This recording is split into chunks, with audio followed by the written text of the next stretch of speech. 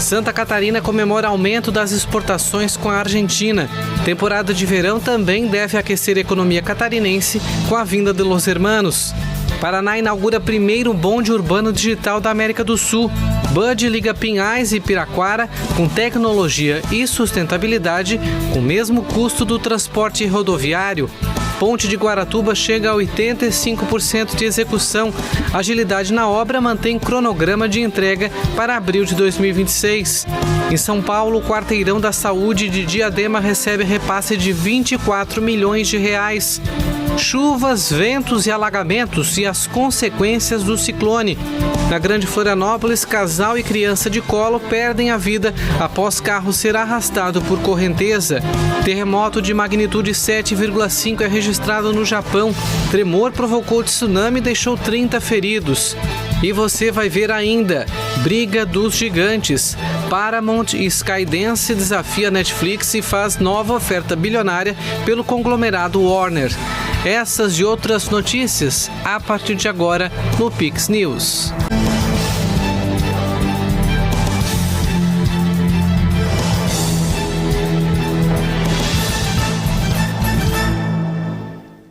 Olá, muito boa noite. Terça-feira, 9 de dezembro, agora 8 horas 4 minutos. Nós estamos ao vivo pelo horário de Brasília.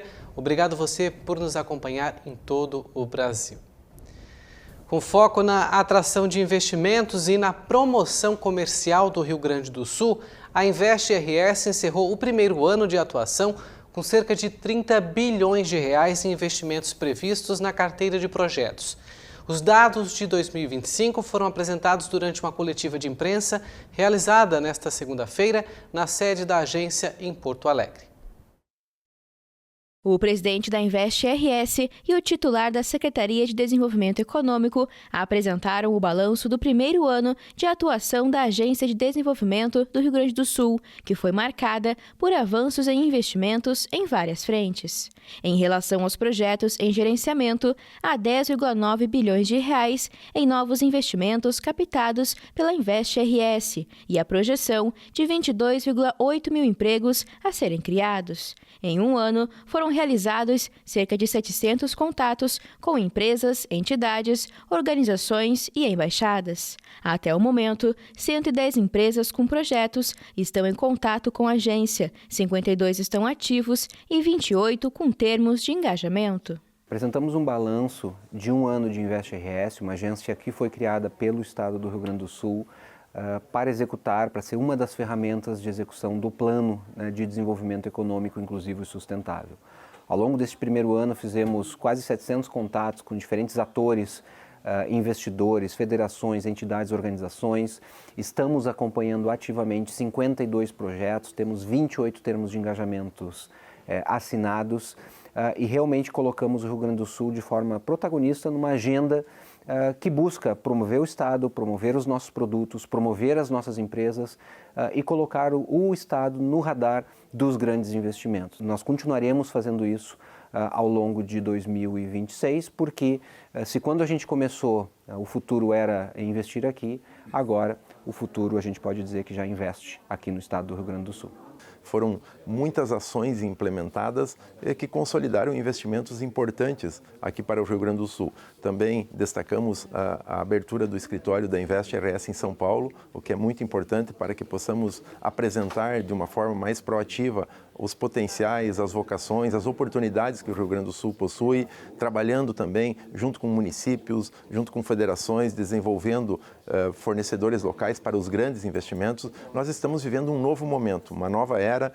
Naturalmente isso não significa dizer que está tudo bem, que está tudo perfeito, mas hoje o Rio Grande do Sul, a partir do plano de desenvolvimento econômico, inclusivo e sustentável, hoje o Rio Grande do Sul tem um caminho, tem uma direção, trabalha no presente, olhando para o presente, mas também com muita força para o futuro. Com a abertura do escritório em São Paulo, a Invest RS conseguiu estabelecer presença no principal centro econômico da América Latina. Esse movimento permitiu intensificar o diálogo com setores-chave, gerar oportunidades qualificadas e posicionar o Estado de forma mais assertiva no radar dos grandes projetos. Em funcionamento desde dezembro de 2024, a Invest RS RS foi criada como um serviço social autônomo para atrair investimentos e promover comercialmente o Estado em cooperação com o poder público e a sociedade. E o estado de Santa Catarina vem comemorando bons números na relação com a Argentina. O faturamento nas exportações com os nossos vizinhos saltou 25% entre janeiro e outubro deste ano. Dados do Ministério do Desenvolvimento, Indústria, Comércio e Serviços apontam o aquecimento das vendas para os argentinos. O aumento de 25% nas exportações corresponde ao salto de 595 milhões de dólares exportados entre janeiro e outubro de 2024 para 746 milhões de dólares exportados em 2025. Os principais produtos que puxaram essa elevação foram a venda de papel, refrigeradores, carne suína, tijolos, peças para motores e tecidos. Aumentar 25% em relação ao mesmo período do ano passado é muito positivo. Isso demonstra da capacidade da nossa economia catarinense, da indústria e de outros setores, de produtos competitivos com preços aceitáveis, vamos dizer assim, para os argentinos. Além das relações comerciais, Santa Catarina espera o aquecimento da economia também em relação ao turismo. A Secretaria de Turismo do Estado espera receber cerca de 1,5 milhão de argentinos durante a temporada de verão 2026. A Polícia Rodoviária Federal apreendeu 1,5 toneladas de carne imprópria para consumo na BR-101 em Palhoça no último sábado, durante uma fiscalização de rotina. A carga destinada a um supermercado de São José estava com 25 caixas sem refrigeração, com temperatura entre 12 e 18 graus, muito acima do limite de 5 graus permitido. A Vigilância Sanitária Estadual foi acionada e confirmou a irregularidade do transporte da carne. O órgão determinou a destruição imediata do produto. E foi realizado hoje no Paraná a inauguração do primeiro bonde urbano digital da América do Sul, uma tecnologia que promete revolucionar o transporte, reduzir custos e trazer mais conforto para quem usa o sistema todos os dias. A primeira viagem do Bud foi realizada entre o Terminal São Roque, em Piraquara, e o Parque das Águas, em Pinhais. Na próxima semana, o itinerário será estendido até o Terminal de Pinhais. O bonde urbano digital junta as principais características do VLT e do BRT. Com o sistema digital Rail Transit, o veículo segue por um trilho virtual, formado por marcadores magnéticos e sensores no asfalto. Além de 100% elétrico, não há trilhos físicos, o que reduz significativamente os custos de operação. Tudo isso com silêncio e sustentabilidade. É possivelmente uma solução fantástica para o transporte público da nossa capital e região metropolitana, e também é uma inovação. Curitiba, que sempre foi vanguarda, né, no transporte público, começando com o Ligeirinho, depois com os BRTs, com as canaletas exclusivas, passa agora o Paraná também ser a grande vanguarda para a América do Sul, esse novo sistema que é o BUD, Bonde Urbano Digital, fazendo o Paraná mais uma vez ser o estado mais inovador do Brasil também no transporte público. O BUD não é um trem, não é um metrô, não é um ônibus, mas ele reúne o que cada um tem de melhor. A capacidade do trem, colocar mais gente nos vagões, a mobilidade do ônibus, que ele pode mudar rapidamente de roteiro, né, de rota, e naturalmente essa agilidade que tem o metrô. Isso com silêncio, de forma sustentável, então é um equipamento que nós temos convicção que será um divisor de águas no transporte de massa, transporte público, e obviamente o nosso objetivo é poder encurtar o tempo de viagem, de distância desse cidadão que tem que trabalhar, que se move na região metropolitana. O veículo alia tecnologia e eficiência. Além de ser mais sustentável, o Bud tem capacidade para até 280 passageiros e funciona pelo mesmo valor do transporte convencional, R$ 5,50.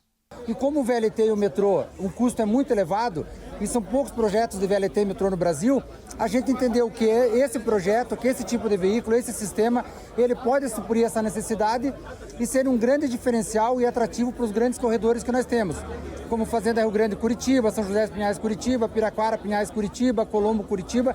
Então o nosso projeto futuro é pensar nos grandes corredores e nos grandes volumes de tráfego que nós temos de deslocamento de pessoas de Curitiba para a região metropolitana e da região metropolitana para Curitiba. Júlia acompanhou a primeira viagem. Ela destaca a acessibilidade e o silêncio do Bud, que devem melhorar a qualidade do transporte para quem depende do sistema todos os dias. Eu acho que vai ajudar, principalmente por isso de ele ir entre outras cidades. Eu acho isso muito interessante.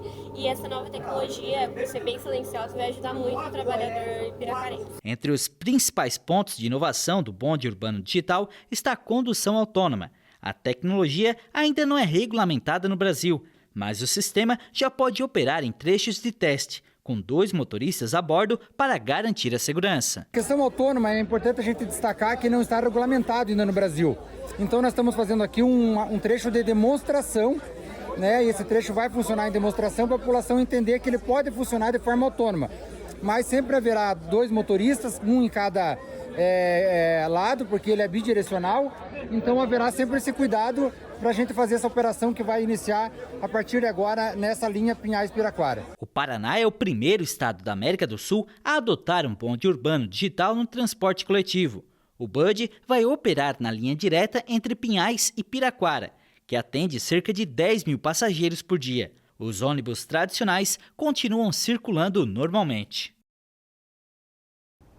Que maravilha! Curitiba mais uma vez exponencial, né? Nos investimentos, na inovação, no transporte coletivo. A cidade é referência, né?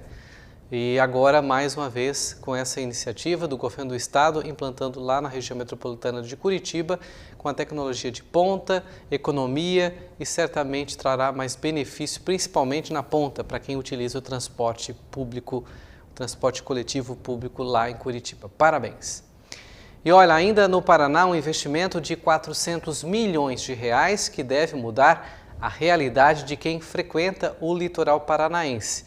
Eu estou falando da ponte de Guaratuba, que chegou a 85% de execução. Vamos conferir.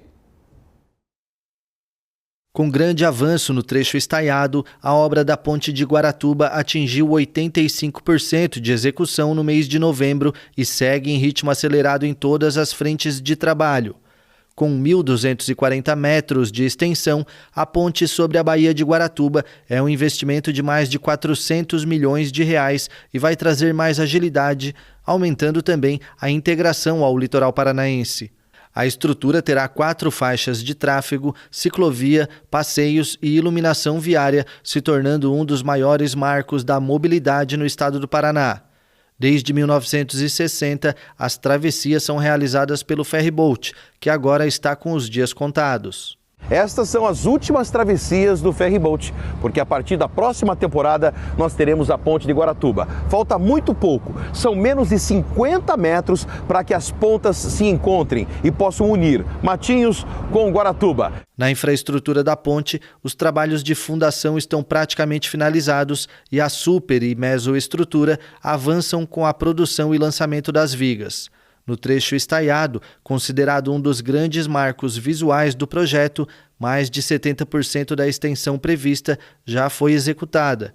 Enquanto isso, nos acessos à ponte, os serviços de drenagem, terraplanagem e pavimentação seguem nos 2 lados da baía. O cronograma prevê que a obra seja entregue em abril do próximo ano. O governador do estado de São Paulo, Tarcísio de Freitas, anunciou nesta segunda-feira o repasse de 24 bilhões de reais ao município de Diadema para reforçar o custeio dos serviços oferecidos no Quarteirão da Saúde. O investimento estadual foi anunciado durante a inauguração de uma unidade de pronto atendimento em Paineiras. A nova unidade amplia o atendimento pediátrico e de urgência, parte das celebrações dos 66 anos de Diadema. O repasse será realizado em 12 parcelas mensais de R$ 2 milhões, conforme previsto no plano de trabalho apresentado pelo município. O investimento permitirá ampliar consultas especializadas, a oferta de exames de imagem e cardiológicos e de cirurgias ambulatoriais, além de melhorar indicadores de qualidade no atendimento à população de Diadema.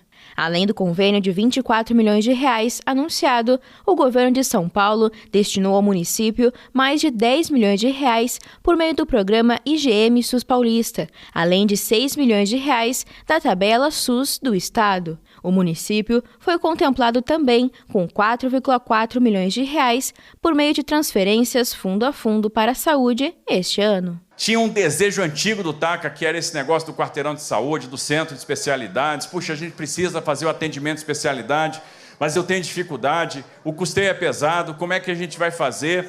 E a gente, vamos apertar aqui, vamos apertar, Eleusis, vamos ver o que a gente consegue fazer. E hoje a gente está celebrando o convênio para o custeio. São 2 milhões por mês, 24 milhões de reais por ano. A última visita aqui, a gente tinha passado 30 milhões para dar o alívio para a saúde de Diadema, passamos mais 20 milhões de reais para a infraestrutura. E hoje, Baleia, estamos liberando mais 24 milhões para o nosso quarteirão da saúde, para o nosso centro de especialidades. A nova unidade de pronto atendimento de Paineiras, em Diadema, conta com atendimento adulto e pediátrico e capacidade para realizar até 15 mil atendimentos por mês. A nova estrutura tem 25 leitos, 161 cadeiras para a acomodação dos pacientes e uma equipe técnica composta por 250 profissionais, o que irá reforçar a capacidade assistencial da rede municipal. A unidade também conta com novos equipamentos e serviços, atuando com o sistema Fast Track, o que consiste em estratégia de atendimento mais rápido para casos leves e de baixa complexidade, com consultório e sala de medicação conectadas. Com isso, será possível otimizar o fluxo, diminuir o tempo de espera, melhorando a capacidade de atendimentos da região norte da cidade. Nós estamos ao vivo, 8h19, agora a gente vai fazer uma rápida pausa e você vai ver a seguir os estragos do ciclone extratropical que atinge o sul do país. Na Grande Florianópolis, um casal e um bebê morreram após o carro ser arrastado pelas correntezas. No Japão, um terremoto deixa 30 feridos. E mais um capítulo na briga das gigantes. Conglomerado Warner recebe mais uma oferta bilionário. Os detalhes eu conto depois do intervalo, a gente volta já já.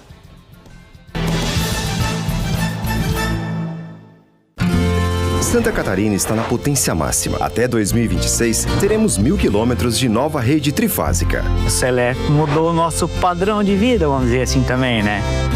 Antes a gente tinha muita preocupação de queimar aparelhos e com essa mudança não tivemos mais esse problema. Hoje a gente pode investir em maquinários maior, né? É assim, somando energias, que governo do estado e Celesc constrói a maior rede trifásica da história.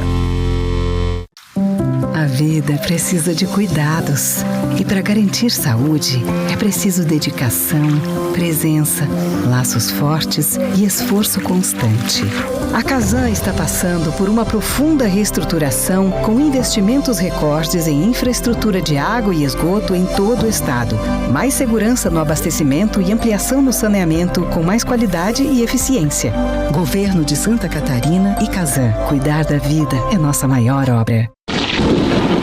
Com o aumento da temperatura e das chuvas, aumenta também o risco de desastres. Se estiver no litoral, na serra, em uma região próxima a rios, cachoeiras ou com histórico de enchentes e alagamentos, antes que aconteça, se informe sobre um local seguro para o caso de uma emergência. Respeite os alertas da Defesa Civil. A prevenção pode salvar você ou alguém que esteja em situação de risco. Todo mundo pode ajudar a salvar uma vida. Lembra como estava a nossa cidade? Aí a prefeitura chegou chegando. De 2021 para cá, são mais de 130 obras concluídas. Só este ano foram 46 obras anunciadas e ou entregues. E o investimento em mais de 11 carros 0 quilômetro. Um total de 57 melhorias em 2025 para Garopaba. Tem obra por todo canto. E agora mais um pacotão de 45 obras e ruas para serem pavimentadas. Mas onde tem? Aqui tem. Aqui também tem. Aqui também tem. Aqui também tem. Aqui também tem. Aqui também tem. Meu bairro de Cara Nova. É acessibilidade, segurança e conforto para você, trabalhador e família. E não para não. É muita obra ao mesmo tempo. Tem praça no Siriú vindo aí e o Parque da Lagoa das Capivaras.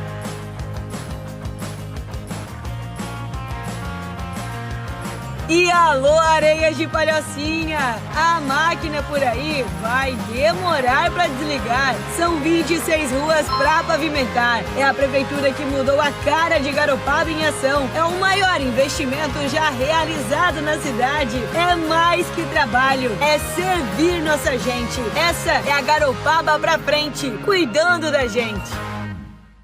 Sabia que 1 a cada 5 lubrificantes vendidos no Brasil é adulterado? E pode parecer óleo de motor, mas na verdade é algo muito pior. O óleo lubrificante falsificado danifica o motor e outras partes móveis do seu carro, aumentando em muito o risco de acidentes. Além do prejuízo, você pode estar colocando seu carro e sua vida em jogo. Então fique atento. Muitas vezes parece óleo lubrificante, mas pode ser veneno. Saiba como se proteger e compartilhe este alerta. Santa Catarina está na potência máxima. Até 2026, teremos 1.000 quilômetros de nova rede trifásica. Acredito que para tudo acontecer tem que ter um início. Antigamente nem luz não tinha aqui na nossa comunidade. Com a chegada da luz trifásica, aí a gente teve novas ideias, a gente teve sonhos, que a gente viu a possibilidade da gente crescer. Celesc, para mim, ela está dando vida aos nossos sonhos. É assim, somando energias, que Governo do Estado e Celesc constrói a maior rede trifásica da história.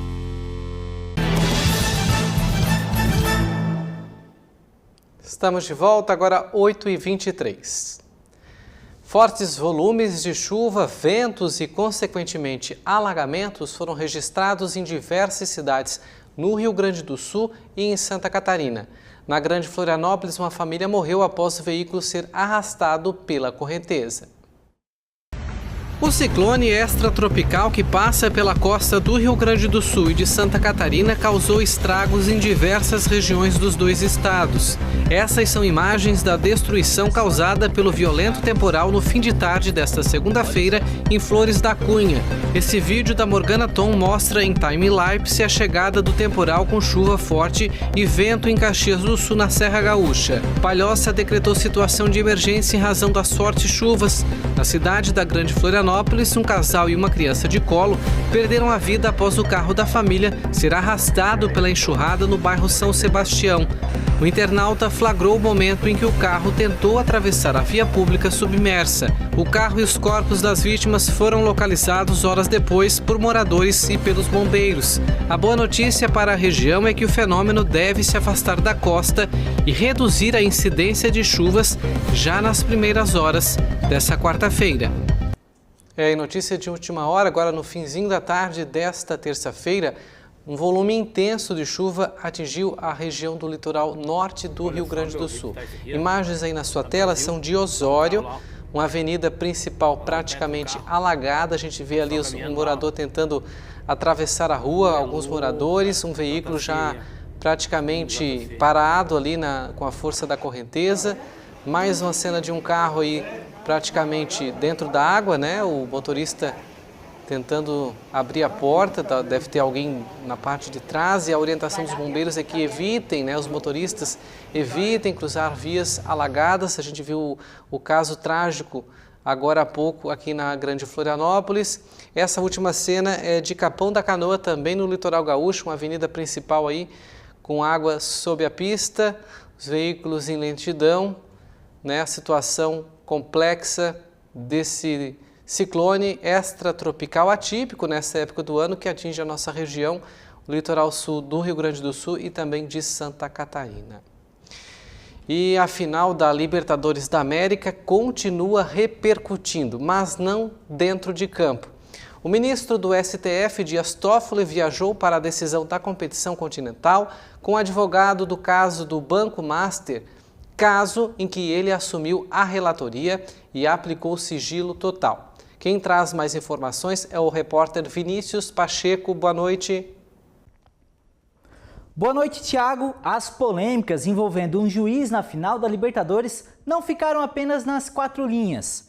A competição, que foi decidida no dia 29 de novembro, além de erros de arbitragem pela não expulsão de Pulgar do Flamengo e Rafael Veiga do Palmeiras, também ficou marcada pela ação de outro juiz, Dias Toffoli, do Supremo Tribunal Federal. O palmeirense assistiu o time dele ser vice-campeão da Libertadores em Lima.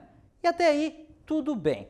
No entanto, o jornal O Globo divulgou neste final de semana que o magistrado realizou esta viagem na companhia do advogado de um dos presos por envolvimento no caso do Banco Master, dias antes de Toffoli impor sigilo máximo ao processo que tramita no STF envolvendo o banqueiro Daniel Vorcaro, presidente do Banco Master. O furo é do jornalista Lauro Jardim. Segundo a reportagem, o jatinho particular usado no transporte é do empresário e ex-senador Luiz Oswaldo Pastore, no qual também estavam o advogado Augusto Arruda Botelho, ex-secretário do governo Lula, que também atua no processo do Banco Master, defendendo o diretor do compliance do banco, Luiz Antônio Bull, e o ex-deputado Aldo Rebelo. A informação repercutiu negativamente. A ONG Transparência Internacional classificou como extremamente grave e rotulou a ação como um lobby judicial que desmoraliza a justiça. A interlocutores, o ministro alega que colocou sigilo no inquérito por envolver questões econômicas que podem ter impacto no mercado financeiro. E disse ainda que o advogado só entrou com recurso no STF depois da viagem a Lima, em 29 de novembro. E o advogado entrou com recurso dia 3 de dezembro, data em que o ministro decidiu colocar o caso em sigilo e transferiu o inquérito para o STF sobre sua relatoria, acolhendo o pedido do diretor. O STF afirmou que não vai se pronunciar sobre o caso. Em qualquer país sério, Dias Toffoli deveria se afastar do caso e se julgar incapacitado para participar desse processo. Antes de finalizar, vamos lembrar rapidamente o caso do Banco Master. O banqueiro Daniel Vorcaro, dono do Banco Master, foi preso preventivamente em 17 de novembro, enquanto tentava fugir do Brasil por uma suposta acusação de fraude de 12,2 bilhões de reais contra o sistema bancário, e solto no dia 28 de novembro, junto de outros 3 diretores, incluindo o Bull. No dia 18 de novembro, o Banco Central decretou a liquidação da instituição. A quebra do Banco Master é a maior da história do país em termos de impacto do FGC, instituição privada sem fins lucrativos que atua como uma espécie de seguradora para investimentos, garantindo cobertura de até R$ 250 mil por CPF ou CNPJ por instituição financeira. Segundo o FGC, 1,6 milhão de investidores do Master, que detém 41 bilhões de reais em depósitos bancários, poderão ser ressarcidos. Para Roberto Luiz Troster, sócio da consultoria Troster e Associados, que atuou como economista-chefe da Federação Brasileira de Bancos e da Associação Brasileira de Bancos, a liquidação extrajudicial do Banco Master, decretada pelo BC, é um exemplo de privatização dos lucros e socialização dos prejuízos. O caso ganha ainda mais atenção, pois 18 fundos previdenciários de estados e municípios receberam aportes entre outubro de 2023 e dezembro de 2024. Tiago, é com você. Obrigado, Vinícius. Esse caso ainda terá muitos desdobramentos, ainda mais com a notícia de hoje de que a esposa do ministro Alexandre de Moraes tinha um contrato milionário com o Banco Master e em uma das mensagens ele falava a um interlocutor que o pagamento ao escritório da mulher do Alexandre de Moraes, o pagamento tinha que ser feito rigorosamente em dia. Vamos acompanhar. E olha, a gente tem imagens da Câmara dos Deputados de agora há pouco. A Câmara iniciava a votação do projeto da dosimetria que busca reduzir as penas dos condenados pelos crimes de 8 de janeiro. Nessa cena, o deputado Glauber Braga, do PSOL, ele ocupou a mesa da presidência. Você vê aí os deputados o cercando, alguns tentando remover ele, outros apoiando o ato, e ao fundo aí a Polícia Legislativa, a gente vê ali dois homens da Polícia Legislativa chegando próximo dele, logo em seguida eles vão ou retirá-lo à força. Ele tentava aí inviabilizar a votação da dosimetria que beneficiaria os condenados pelos atos de 8 de janeiro, ao momento em que ele vai ser retirado pela Polícia Legislativa da mesa diretora da Câmara dos Deputados. Uma deputada do PSOL ali chega próximo, logo a gente vê que ela vai arrancar o microfone, patrimônio público, né, dinheiro do povo, do pagador de impostos, olha ali. Ela pega o microfone e arranca o microfone da mesa da Câmara dos Deputados. Aí, o presidente da Casa, Hugo Mota, disse que extremismo não tem lado. Também solicitou a interrupção da transmissão da TV Câmara, que fazia a transmissão ao vivo dessa votação, e a retirada de jornalistas que cobriam a votação. Alguns colegas, inclusive jornalistas da Rede Record de televisão, foram agredidos, o que motivou uma nota da Associação Brasileira de Emissoras de Rádio e Televisão, condenando aí a violência contra os jornalistas que estavam no exercício da profissão. E a votação segue sem a cobertura dos jornalistas e também sem a transmissão da TV Câmara. E agora a gente vai de notícias internacionais. O exército tailandês atacou na fronteira do Camboja nesta terça-feira, resultando na morte de 2 civis. Do total, pelo menos 10 pessoas morreram dos dois lados aí após a retomada das hostilidades.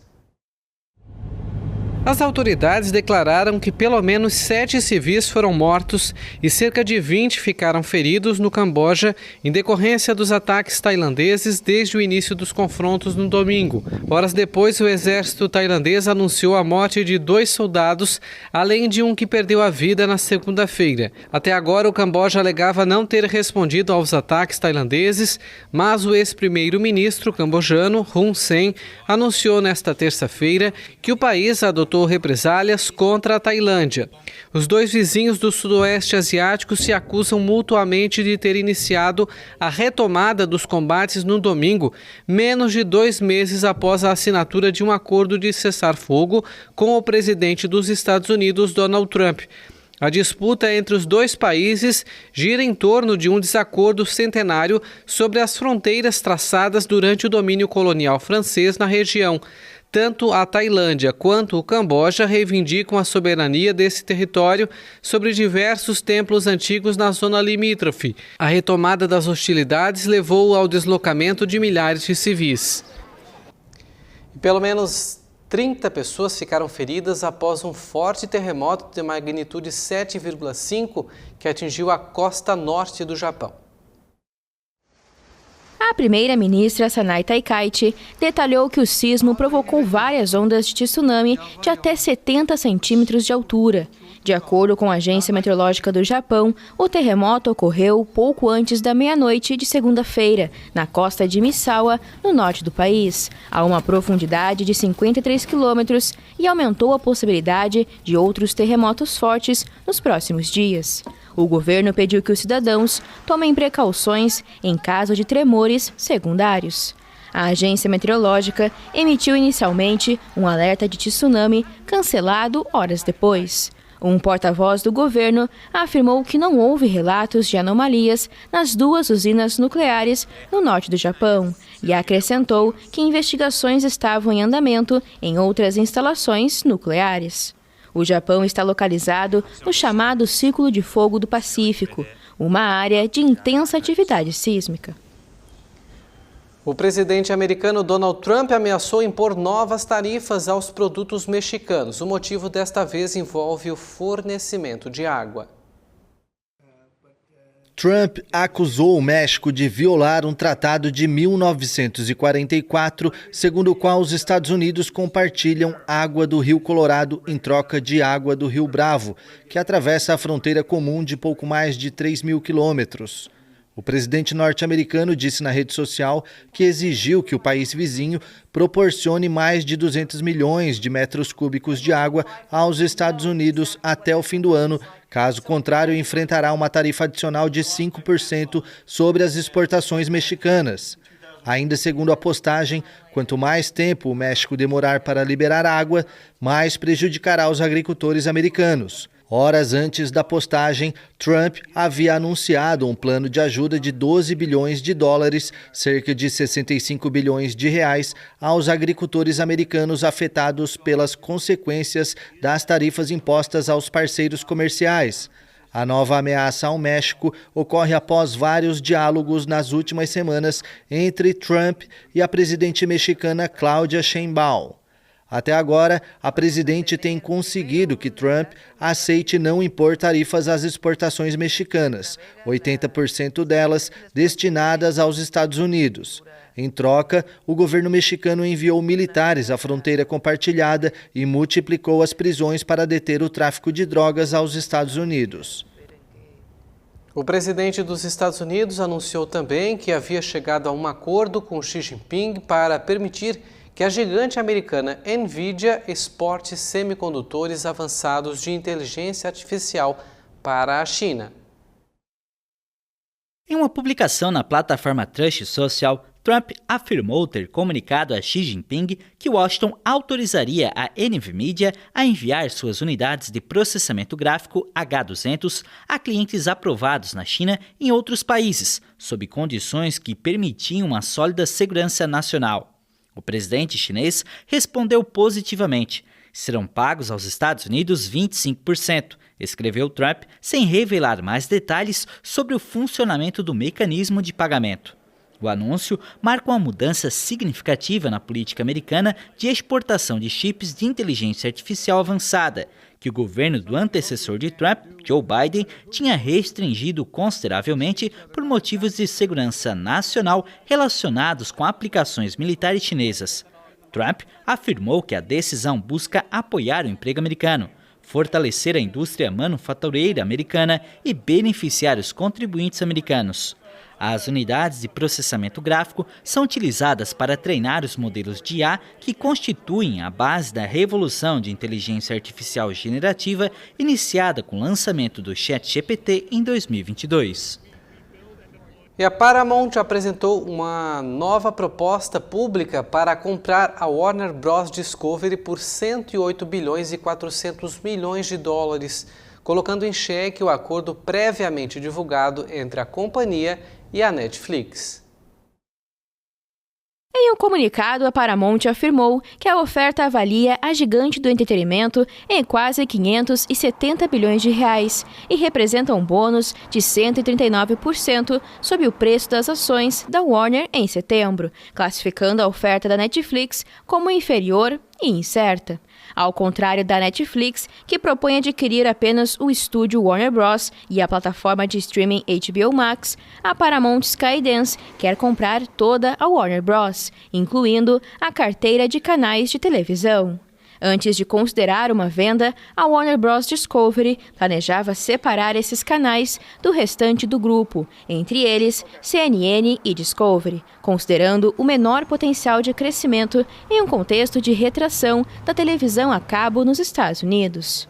A Paramount Skydance foi de fato a primeira a manifestar interesse pela Warner Bros. Discovery e apresentou pelo menos 5 ofertas antes da que foi feita nesta segunda-feira. Mas o conselho da Warner Bros. Preferiu a Netflix, que também superou a operadora de cabo Comcast. A proposta da Netflix avaliava a Warner Bros. E a HBO Max em 83 bilhões de dólares, 443 bilhões de reais, incluindo a dívida.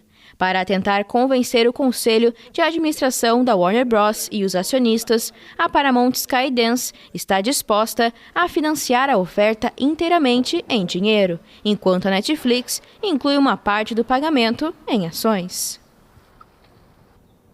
No final da tarde de hoje, a Netflix disse estar segura da proposta enviada anteriormente à Warner Bros. E que segue mantendo as negociações com os diretores e acionistas da companhia. Aqui no Brasil, há incerteza sobre o reflexo dessa possível fusão, seja ela com a Netflix ou seja ela com a Paramount. A gente lembra que a Skydance comprou recentemente a Paramount Pictures, inclusive vai encerrar agora no dia 31 de dezembro deste ano os canais lineares do grupo Paramount aqui no Brasil, entre eles MTV, Paramount Channel e o canal Comedy Central, além dos canais infantis Nickelodeon e Nickelodeon Junior. E aí agora a incerteza se caso a Paramount fecha esse acordo adquirindo também os canais lineares do grupo Warner, que inclui aí os canais da Warner, antiga Turner, incluindo os canais Discovery, do grupo Discovery Channel, que agora é uma fusão com a Warner, pode inviabilizar o funcionamento da TV por assinatura do Brasil, já que juntas, Warner e Discovery totalizam mais de 22 canais. Além disso, no ano passado, a Disney encerrou os 6 canais distribuídos aqui também no Brasil. Portanto, a incerteza maior é na TV por assinatura linear, essa que você nos acompanha agora no momento pela Pix TV, que pode estar em xeque caso a Paramount assuma as operações da Warner Discovery. Claro que a gente vai continuar acompanhando esse caso e as notícias seguirão saindo lá dos Estados Unidos sobre esse acordo bilionário que movimentará o Brasil e o mundo. E assim a gente encerra essa edição, as nossas reportagens e a edição completa você pode rever no nosso canal no YouTube. Você já sabe, é só procurar Pix News HD. A gente pede para você sempre curtir, compartilhar os nossos conteúdos com os amigos no WhatsApp, na rede social, além de clicar no sininho para acompanhar todas as informações que a gente posta no nosso canal. Já está o QR Code aí na tela para você acompanhar o nosso site e ficar por dentro de tudo que acontece no Brasil e no mundo. Na sequência tem Cinepix com o filme O Céu Se Enganou. Uma excelente noite, boa noite a todos. Pix TV, conectando você ao melhor conteúdo todo dia.